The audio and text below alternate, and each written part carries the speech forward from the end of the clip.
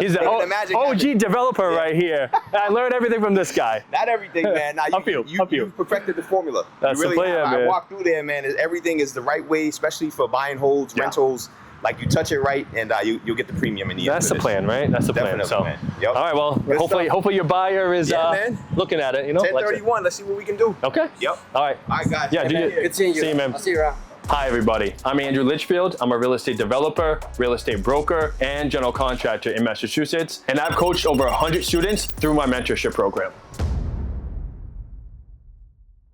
So one of the biggest questions my students ask me is, how do I find my deals? This deal that I'm at right now was brought to me by a wholesaler. And this wholesaler actually found this property on the market. He made an offer below their asking price and got it accepted. Then he came to me because he knew how much work I do in this area. And this is the exact type of project that I'm looking for. So I ended up partnering with one of my students, John, on this property. The reason why I brought him the deal was because I knew that he had some capital that he can put into a property, and he's also a licensed electrician. So he was able to help out with our construction costs significantly because we had to rewire this whole 5-unit property. So typically when a wholesaler brings a developer a deal, they're gonna tell you what they think it needs in renovation cost. As a developer, we have to make sure that we verify those costs, and then we do our own analysis on the property. So when he brought me this deal, he thought the property needed roughly $350,000 to $400,000 worth of work. I went and saw the property, and I knew right away I was gonna spend more money. That's why I had to negotiate with him on his price. Anytime I'm buying a rental property, I always wanna find out where I can add value. The most value that I can add in a rental property is to add bedrooms.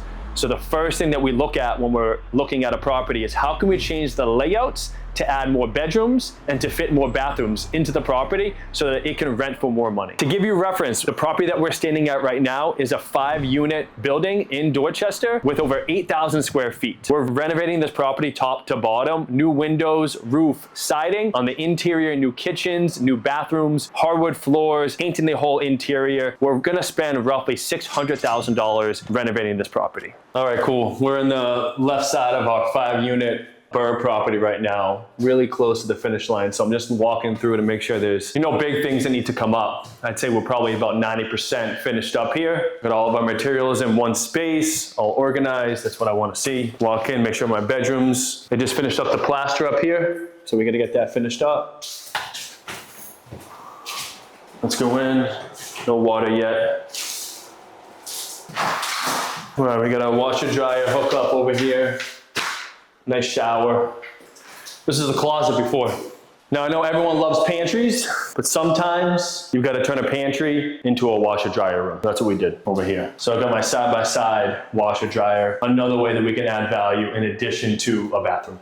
So you can see on a rental property like this, we're always looking at ways that we can save money. And one of the ways that we can save money is by refinishing the existing hardwood floors in a property like this. So you're gonna see that in some rooms, we have refinished hardwood floors, and then some of the rooms were past the point of refinishing. The floors are in such bad shape. We went ahead and we did some luxury vinyl plank flooring right here. Tried to match the stain as much as we can so you don't really see too big of a difference. But yes, this is a luxury vinyl flooring, and this is your real hardwood floors.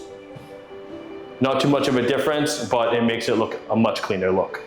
So you can see all these floors, all the luxury vinyl plank floors. We don't want them to get scratched up. That's why I put down this flooring to make sure that before we're finished, we can take all this up and then clean it out. So we got three bedrooms up here. You can't have 3 bedrooms on one level without a bathroom. So you can see right behind you, we added a bathroom so that these 3 rooms can share this bathroom and not have to go downstairs to go to the main bath. What excited me most about this property when I first purchased it was the fact that it was on a large lot, over 14,000 square feet, and that the actual living square footage is over 8,000 square feet. You really don't find this type of property in Boston, so I was really excited to renovate something like this. So when you're renovating a rental property, it's important to make sure that you're gonna get the top rent possible and the best tenant possible. So that's why I don't skimp out on my kitchens and my bathrooms. I make sure that I still add the stainless steel appliances, the granite countertops, really nice finishes. I tile my bathrooms so that I can get that top tier tenant. When renovating a rental property, it's important to make sure that you don't overbuild for your area. So this area of Dorchester, I know that I don't need to do the highest finishes possible. So areas that I can save are I can keep the old doors. I can keep a lot of the window trim or the baseboard. These types of items keep our budget right in line.